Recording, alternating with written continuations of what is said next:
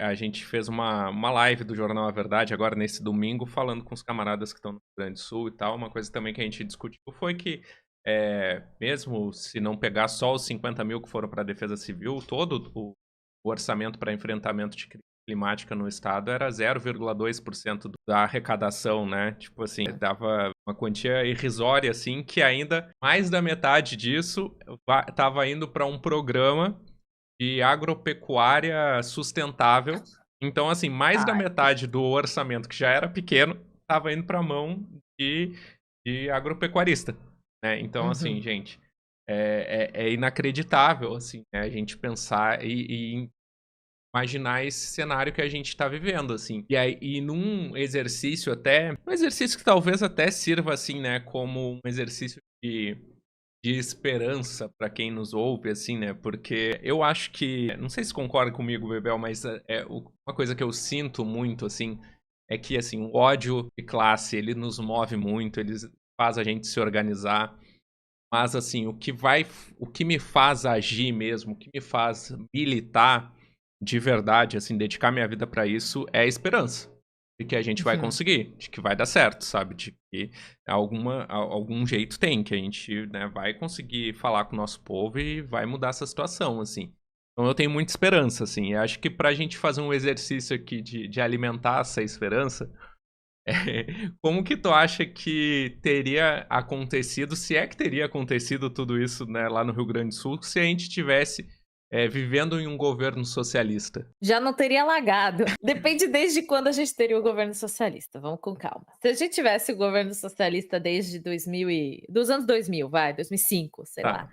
a gente provavelmente já teria conseguido prevenir o volume de chuva. Então vamos começar daí, porque a gente, no Brasil, a gente teria conseguido, o nosso maior problema no Brasil é questão de uso de terra, né, então não dá para falar de ecologia sem falar do latifúndio, da pecuária, né, dessas coisas. E a gente já teria feito a reforma agrária há muito tempo. E fazendo reforma agrária, a gente preserva matas, a gente consegue ajustar o ciclo de chuvas, a gente teria mais arborização nas cidades, isso com toda certeza, assim. Agora, a gente também teria, provavelmente, planos, melhores estruturas urbanas, a gente teria porque a gente inclusive a UP fala muito sobre fazer reformas urbanas, sobre moradia digna, né, então isso já resolve mais da metade do problema, moradia digna para as pessoas, quantos prédios não estão vazios por esse Brasil, muito mais do que pessoas sem casa.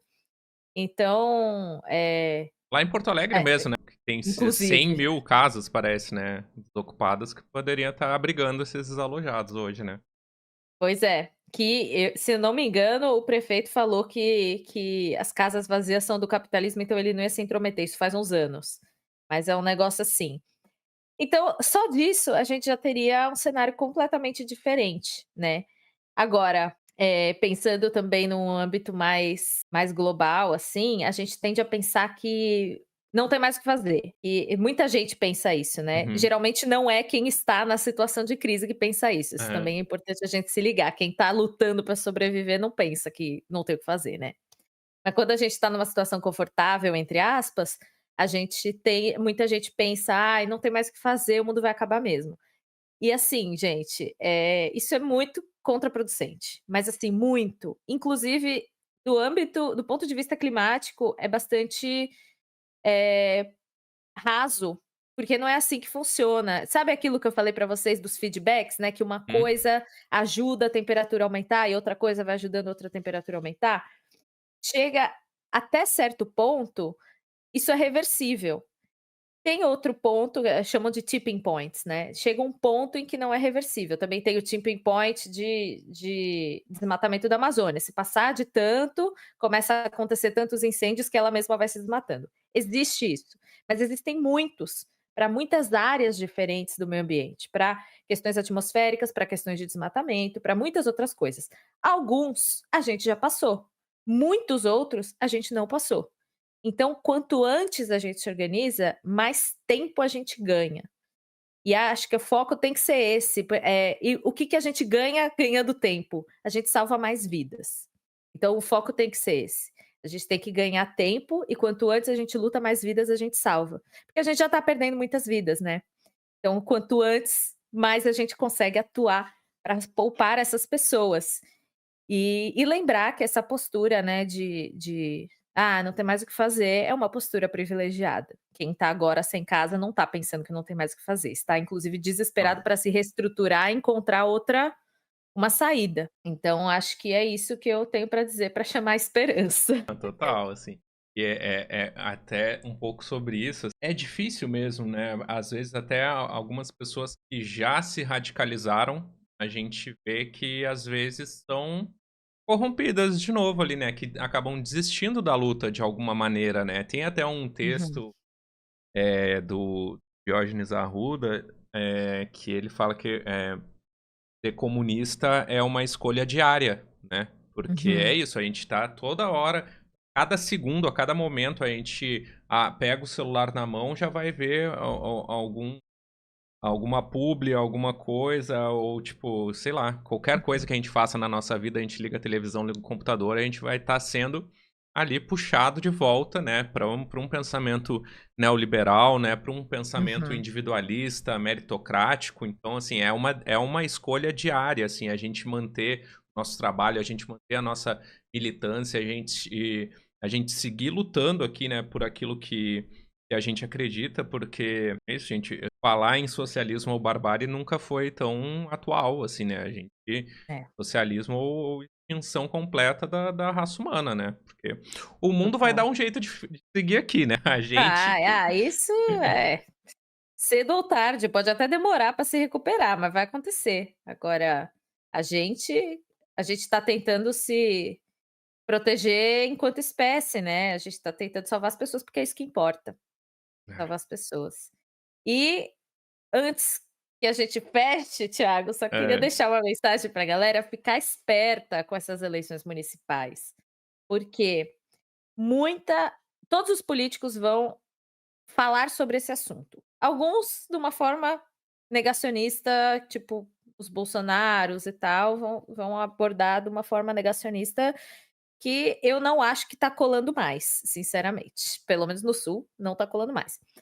Agora, vai ter uma parcela, de centrão, até da esquerda mais liberal, que vai pegar essa pauta para oferecer falsas soluções, para vender, para colocar nas propostas, nos planos de governo, ai, parcerias público-privadas, um monte, ou política baseada só em oferecer linhas de crédito em caso de desastre, ou uhum, seja, prometendo endividamento para quem já está numa situação horrível, né. E a gente precisa de políticas muito sérias e muito maiores do que isso, tá.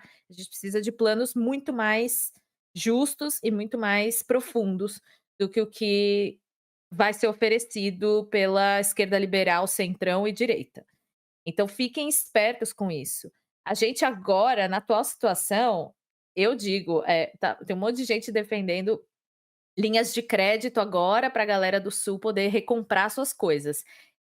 Eu não acho essa a melhor solução, eu acho que a gente precisa falar de litígio, a gente precisa falar de pagar indenização para essas pessoas, é isso que precisa ser falado, porque dar uma dívida de presente não é bem a melhor saída. Claro que na situação que a gente está agora, o Lula dar crédito não é algo necessariamente ruim, porque as pessoas não têm nem para onde ir, né, agora. Então a gente também tem que pensar nisso. Mas sejam cuidadosos, sejam muito criteriosos. A gente precisa falar de reforma urbana, a gente precisa falar de imóveis vazios, a gente precisa falar de legislação ambiental séria e de responsabilidade no governo. A gente não pode aceitar migalhas. A essa altura, não dá mais, e não dá mais. e uma das desculpas, né, que muita gente tem para aceitar essas migalhas que a gente tem, eh, nesse governo reformista, né, nesse governo de conciliação, que é o governo do PT, principalmente, existe sempre essa desculpa, né? "Ah, não, ele precisa conciliar com a direita, né, com o Senado, com o Centrão, porque senão não passa nada, senão não aprova nada". Gente, Uhum.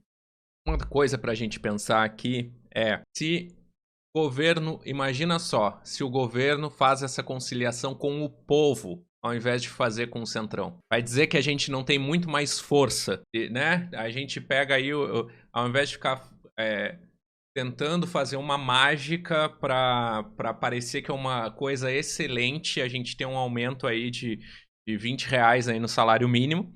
Se a gente Uhum. pega a gente tivesse um presidente que falasse assim: ó, o povo, vou fazer um acordo aqui com vocês, vou botar o salário enquanto o Diese diz que tem que ser, que é os Uhum. R$ 6.000, né? E aí você segura essa bronca comigo, pode ser?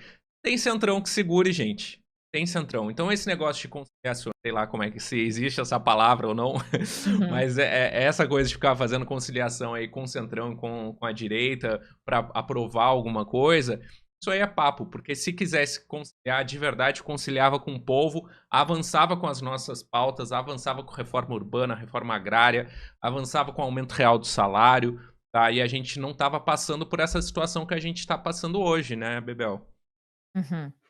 Exatamente. Perfeita a sua colocação. É isso, o governo isso aí é tudo desculpa, né. Mas eu já me preparo quando eu faço live, porque eu sempre dou uma criticadinha, aquela alfinetadinha no PT e Hum. sempre vem alguém me xingar falando que como eu ouso, né, Aham, estar aham. criticando o PT. E aí, assim, gente, tem uma frase que um professor meu do mestrado falava pra gente, ele falou: vocês sabem que a raiz do problema ecológico primeiro, né, eu fiz mestrado, meus professor tudo europeu, então eles estavam naquele contexto, o Hum. contexto brasileiro é diferente.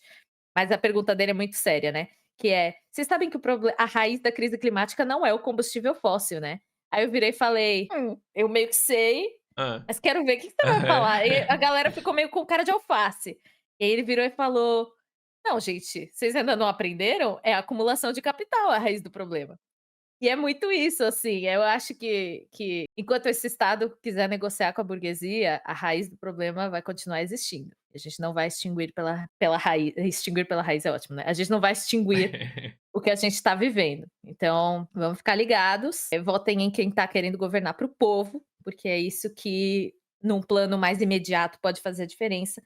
E continuem, gente, levando esse debate, assim, tipo, não deixem cair na despolitização, não deixem de apontar quando é fake news, de denunciar se aparecer nas redes de vocês, denunciem sim. "Ai, mas a rede não vai derrubar", não importa, denuncia, faz sua parte. A gente tem que tentar, É, com as ferramentas que tem. E é isso, não dá Thiago. pra ter um pensamento derrotista aqui não, né, Não. a gente tem que lutar.